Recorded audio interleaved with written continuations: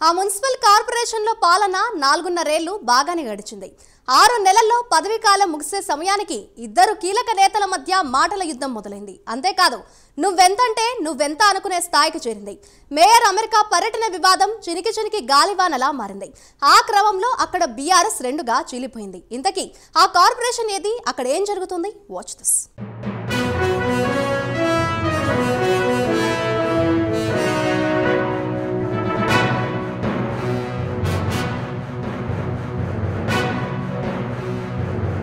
పదేళ్లు ఎదురే లేదన్నట్టు పాలించిన బీఆర్ఎస్ ఇప్పుడు స్టేట్ లెవెల్ నుంచి క్షేత్రస్థాయి వరకు అడుగడుగున వర్గపోరుతో సతమతమవుతోంది.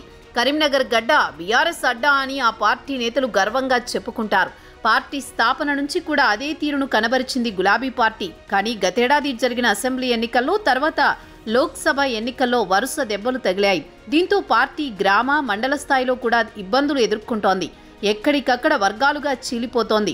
కరీంనగర్ మున్సిపల్ కార్పొరేషన్లోని మేయర్ వర్సెస్ డిప్యూటీ మేయర్ వివాదం అధిష్టానానికి తలనొప్పిగా మారింది.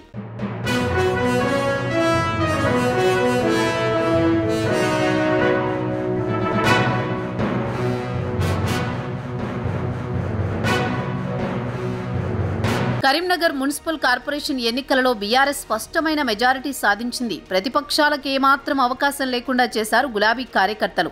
దీంతో మేయర్, డిప్యూటీ మేయర్ పదవులకు వేరే పార్టీల నుంచి పోటీ కూడా లేకుండా పోయింది.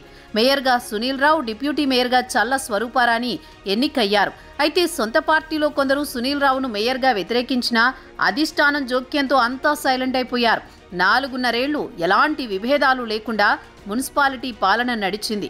ఎప్పుడైతే బీఆర్ఎస్ అసెంబ్లీ, పార్లమెంట్ ఎన్నికల్లో ఓడిపోయిందో అప్పటి నుంచి వర్గపోరు మొదలైంది.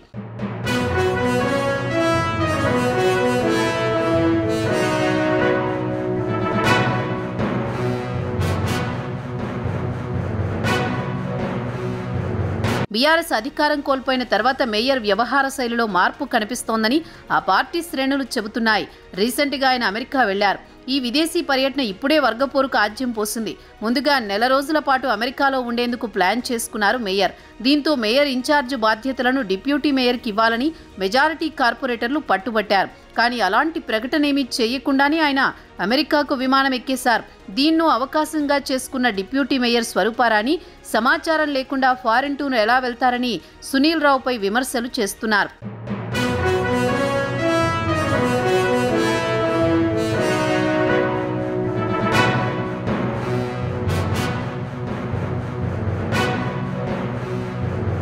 ఓవైపు స్వరూపారాణి విమర్శలు, మరోవైపు మేయర్ తీరుపై జిల్లా కలెక్టర్, మున్సిపల్ కమిషనర్కి పలువురు కార్పొరేటర్లు ఫిర్యాదు చేశారు. దీంతో అమెరికాలో ఉన్న సునీల్ రావు వివాదంపై స్పందించారు. తాను 15 రోజులు మాత్రమే టూర్ ప్లాన్ చేశానని, వచ్చే నెల 6న కరీంనగర్కు వచ్చేస్తానని చెప్పారు. అంతేకాదు 15 రోజుల టూర్కి సంబంధించిన టికెట్లు కూడా సోషల్ మీడియాలో పెట్టారు. మున్సిపల్ చట్టం ప్రకారమే తాను అమెరికా వచ్చానని, డిప్యూటీ మేయర్, కార్పొరేటర్లు అనవసర రాద్ధాంతం చేస్తున్నారని ఆరోపించారాయన.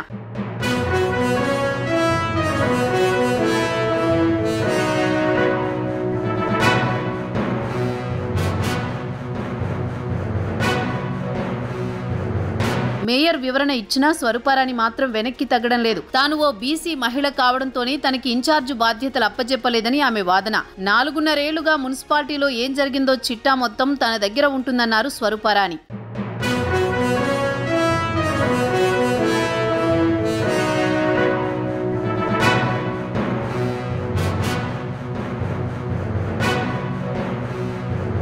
సునీల్ రావు, స్వరూపారానికి పదవులు ఇప్పించడంలో మాజీ మంత్రి గంగుల కమలాకర్, మాజీ ఎంపీ వినోద్ కుమార్ కీలకంగా వ్యవహరించారు.